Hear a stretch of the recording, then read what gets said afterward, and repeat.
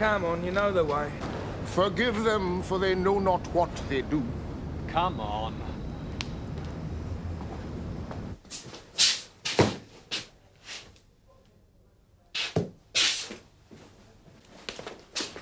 Home sweet home, eh, Reverend?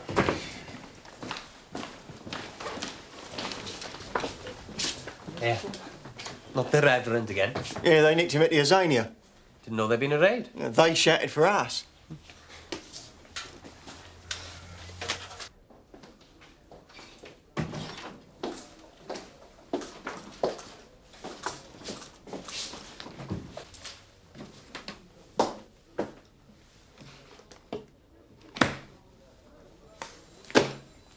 Right. Name? The Reverend Marcus O'Gunn.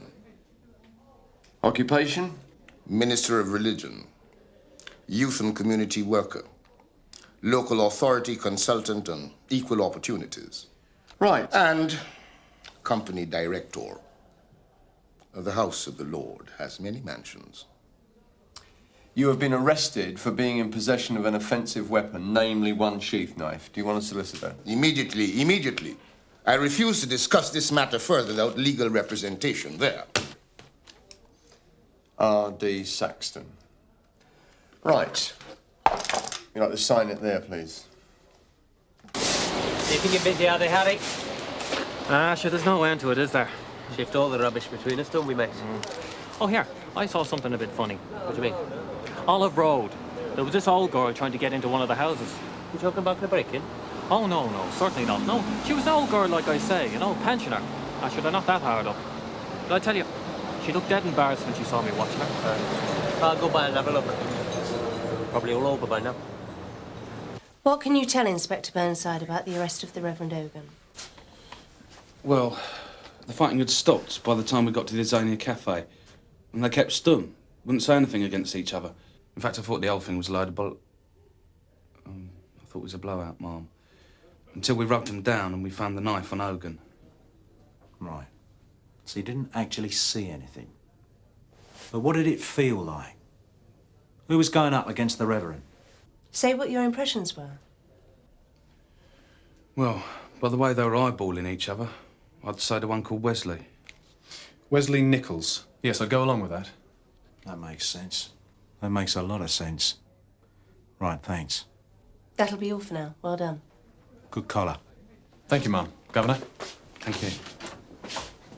So, we've got that conniving Reverend toe rag at last. An offensive weapon's not much considering what we think he's into. There's a lot of people out there who've got it in for the Reverend, but none of them have had the bottle to put him away while he was on the streets. Now it's a different story. You think you can get enough to really put him away? I'll do my rotten best. One thing I don't need is Hogan's solicitor muddying the waters. You saying Saxton's bent? Well, they're not on our side, are they? Enough said. We could keep them out for 36 hours. It will need authorisation. No, we haven't got enough of that. Anyway, Brownlow wouldn't wear it. Well then. We'll have to use our initiative, Chrissy. Give me a couple of hours.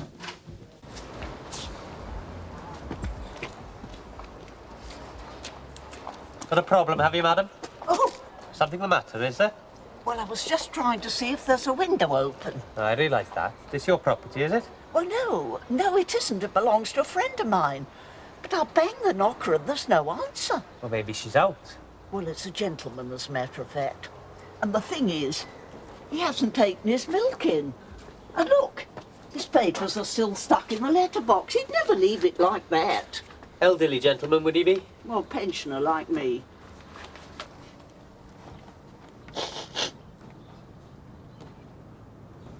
What's his name? Cutler. Frankie Cutler. Right-o then. Mr. Cutler? Police, Mr. Cutler, can you hear me?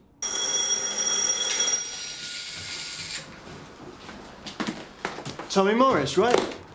What do I want you for this time, Tommy? You don't want me for anything, number 171. And I'll be making a record of your attitude. What's up with you? I'm here as the Reverend Marcus Hogan's legal representative. Stow me, Tommy. How did that come about?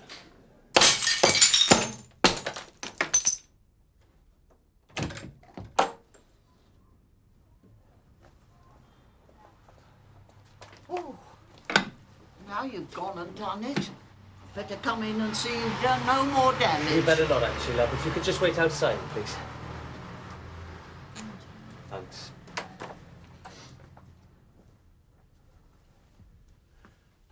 Mr. Cutler?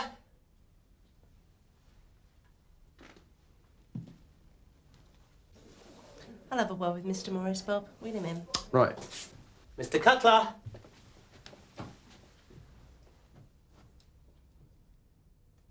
I'm refusing you access to the Reverend Ogan on the grounds that you are not competent to give him legal advice. That's diabolical. It's the law, Mr. Morris. Sergeant Cryer, that decision will be entered on the prisoner's custody record. Yes, ma'am. Sergeant, would you see that Mr. Morris is escorted out? Ma'am. Nothing changes, does it? You still think that we're your property, don't you? You can do just what you like. The legal position's quite clear. This officer will see You won't get away with this. off the premises, Mr. Morris. We will hear from that again.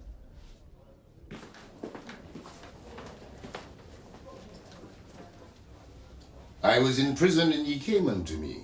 I was hungry and ye gave me meat. It's macaroni cheese, actually. Ma!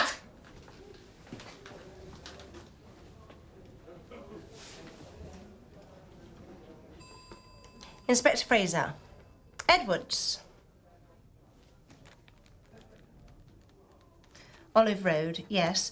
And it's a sudden death, no suspicious circumstances apparent. Right, I'll notify the divisional surgeon and come over right away. Oh, my God. Downstairs, please, love. Oh. Hello, Wesley!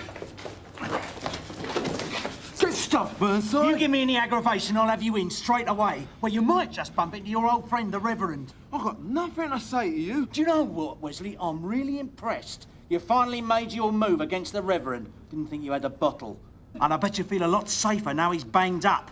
Mind you, he's going to have blood in his eye when he comes out again, which could be soon if we don't have something more on him than that weapon. Look at me, you scumbag! Do you know what I'd really prefer? I'd prefer it if he came out and cut you, then I'd have 2 less slags on my manor. Get off. The old Bill saved your poxy skin once today. You want protection? You got to earn it. Look, I can't give you nothing. You're taking advantage of my good nature, pal. We know what goes on down here, Zania. We know there's dope being dealt there. We know you fence the gear from street snatches there. What I need is something to tie Ogan in. It's your interests more than mine. It can't come from me. I don't mind who it comes from. There's this geezer, Claude Farris. He's got it in for the Reverend. Just forget you got a name off me. Now you're talking. Sarge, this is Ms. Saxton. Yes, we have met. You like to take a seat? Unfortunately, Inspector Fraser, the duty officer, is out at the moment. Look, never mind who's in or out, Sergeant. My client has been arrested, and possession of an offensive weapon is not an arrestable offence. Well, that is unless any of the general arrest conditions exist under Section 25 of the Police and Criminal Evidence Act. In this case, the arresting officer believed that the arrest was necessary in order to prevent the Reverend from causing injury to himself or others. Well, apart from that, my client has been denied his right to legal advice. He was not denied legal advice. I'm sorry, but that's exactly what's happened. No, your clerk, Mr. Morris, was not competent to advise the prisoner. That's why he was excluded. Well, what the Let hell me finish. It is all clearly stated in the custody record.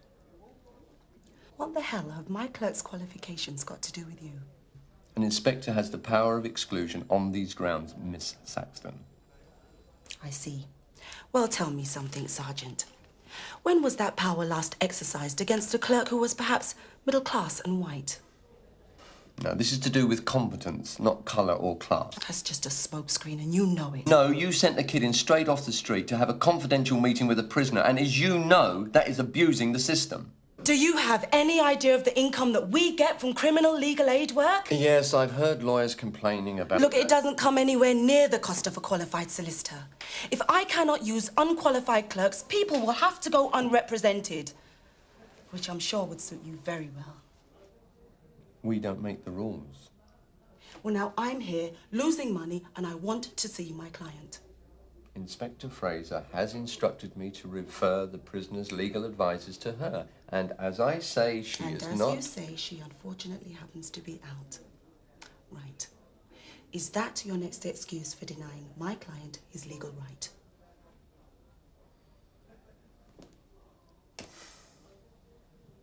All right, you can see your client. Thank you, Ellis. If you'd like to come this way.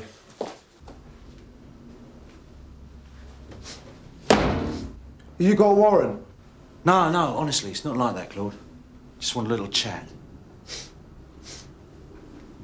Ooh. Smoking's gonna ruin your training, Claude. Still, at least it's not tobacco. What is this? You got that face 2 days ago, right? I got into a fight, that's all. A fight? Well, it definitely wasn't the Queensberry rules, was it? Would have been stopped. Bare knuckles. Come on. Put up your dukes. Come on. Come on, Claude. I don't want any bother. Come don't on. wind me up. Couldn't have been much of a fight, Claude. Looks like you never landed a punch. I never made no complaint. Happened at the Azania Cafe, right? You were getting out of order. Touching up the girls, shouting your mouth off. The Reverend had you hammered. Under his personal supervision. I never made no complaint. What's it to you? I'm a sportsman, like yourself, Claude. I like to see fair play. I'd be gutted if that had happened to me. Big, strong boy like you. They'd never have tried it on without the Reverend say-so. With him out of the way, you could go for a rematch. And the thing is, Claude, he is out of the way. We've got him. Possession of an offensive weapon. Only that's not going to keep him off the streets for long. We need a little bit more. I just hung about the Azania Club. Like they got a little bit of a gym there, right?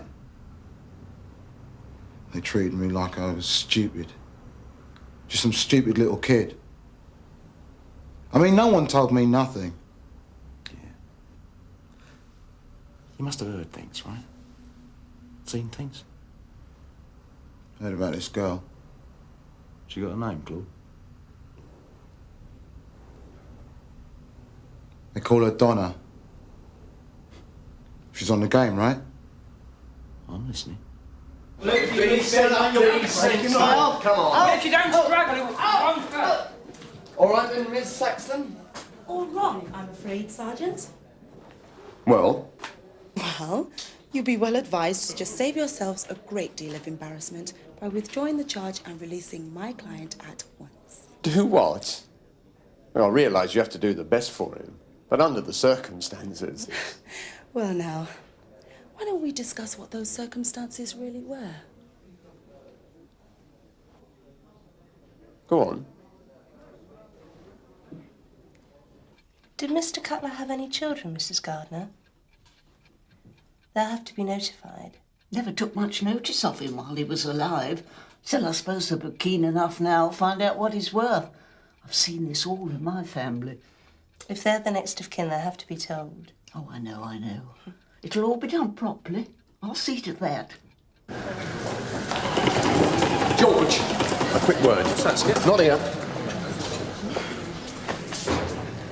Now tell me exactly how you and Boy Genius nicked Hogan. Well, there's only a cafe, like it says in the statement. Actually in the cafe, where the public comes in, sits down, drinks coffee, buys dope, sells nick credit cards. Well, no. In the committee room in the back, up the stairs. Why didn't you tell me? I know what you're going to say, Sarge. The offence has to be in a public place, right? Yes, Garfield, dead right. Yeah, well, Rich Turnham reckons he must have been in the public place, on the streets, in the public part of the Azania, with the knife to get into the committee room. Smart, innit? Oh, yes, ever so smart. Until Hogan's lady lawyer comes along and points out that Hogan owns and lives in a flat at the Azania and was coming from the flat to the committee meeting. Oh, it's a bit of a choker, eh? Well, we made a pills of this one. So she's right, the solicitor. Dead right. We withdraw the charge against Hogan. Afraid so. I shall want words with Garfield and Turnham. Is there anything we can do to hold him? Well, what's Burnside got to say? Oh, he's out making inquiries. In connection with the Reverend?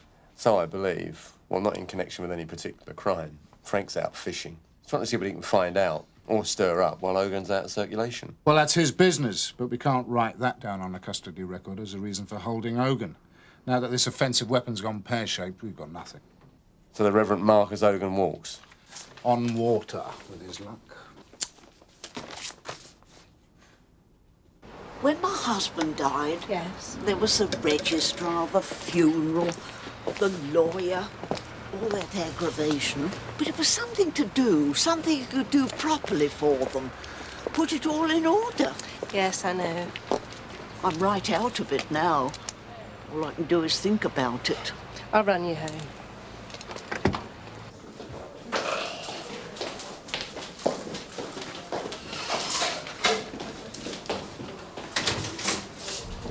Your car's outside, Reverend. Nice motor. You flogged that, you could do quite a bit with a poor and needy. Ye have the poor always with you, but me you have not always.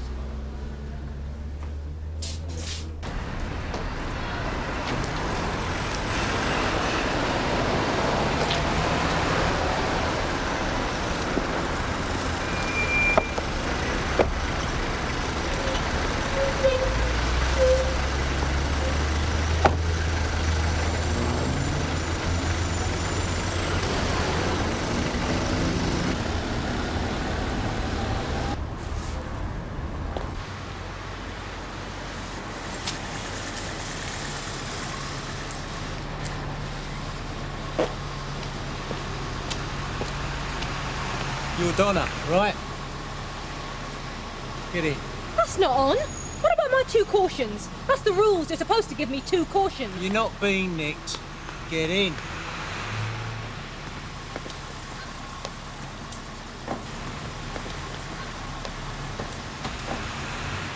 I got a living to earn, you know. I can't be doing freebies for the old bill all day. What do you mean all day? Anyway, I'm not interested. Forget it. I've heard a lot about you, Donna. I don't do no stuff with handcuffs or truncheons. I am not a punter. I hear you're an old playmate of the Reverend's. Let me out of here. I hear you and he were very close, like shacked up. You know every number he's got going. Stop the car. But he's done a dirty on you. One day you're driving around in a BMW, silk stockings, nose candy out of a silver shaker. The next day, you're renting out your assets on the street. No comment. Stop the car. So you've got a grievance. But the Reverend's a heavy number. You don't want to cause him any trouble. But he's off the streets, treasure. So now's your chance to get even. Off the streets? Straight up. We got him banged up. So, what we want from you is details, intimate details, on his banking arrangements, where he launders his bunts, the names he uses, the front men. If you don't stop this car, I'm going to smash this window and start... No, hold up! Just behave yourself. Don't tell me you're still carrying a torch for that tow rag. Give me back my shoe. I've been warned about getting in cars with maniacs like you. You think you got the Reverend banged up? Well, get this. He cruised past in his big black BM 3 minutes ago. Give me his rotten blessing, didn't he?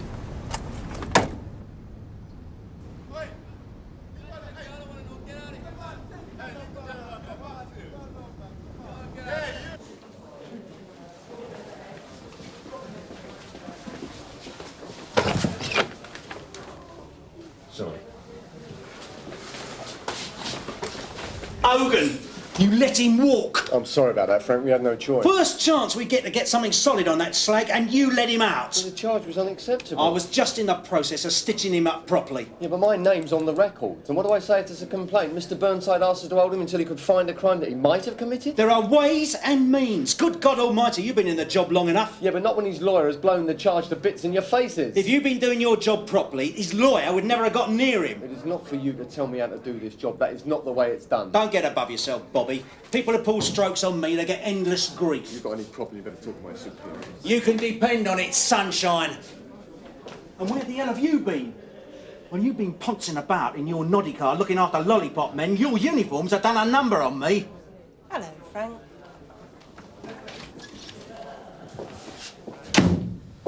Well?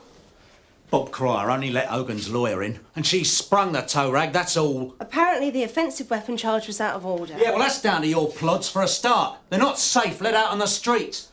All right, so will's come off somewhere. Leaving me looking like a prize prat.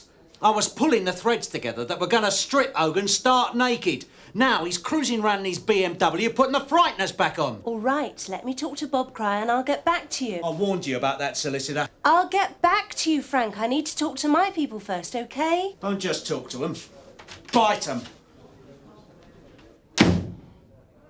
Don't worry, mate. He's an hard man, Mr. Conway, but he's fair. We all make mistakes. Of course, we're not as big as yours, no. Prat!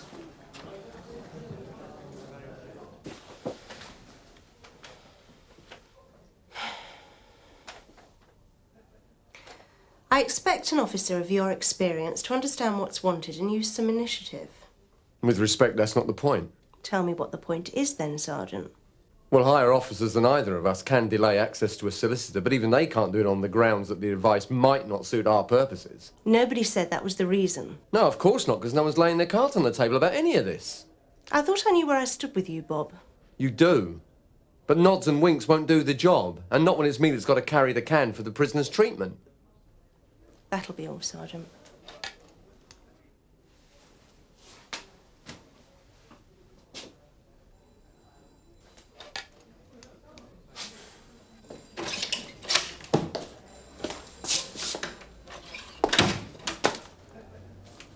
Sarge? Yeah? We're interested in Wesley Nichols. What do you mean, interested? Well, a message came in while I happened to be in the CAD room from the casualty department, local hospital. Yeah? Well, there's a man been dumped on their steps, badly beaten. Sounds like GBH. And all he'll give's his name. Wesley Nichols. Yeah. And I thought, you know, since the Reverend's been in and out today, it might be of interest to the Inspector. Oh, it will. You're dead right there. All right, I'll give it to her, Reg. She'll prefer it coming from me.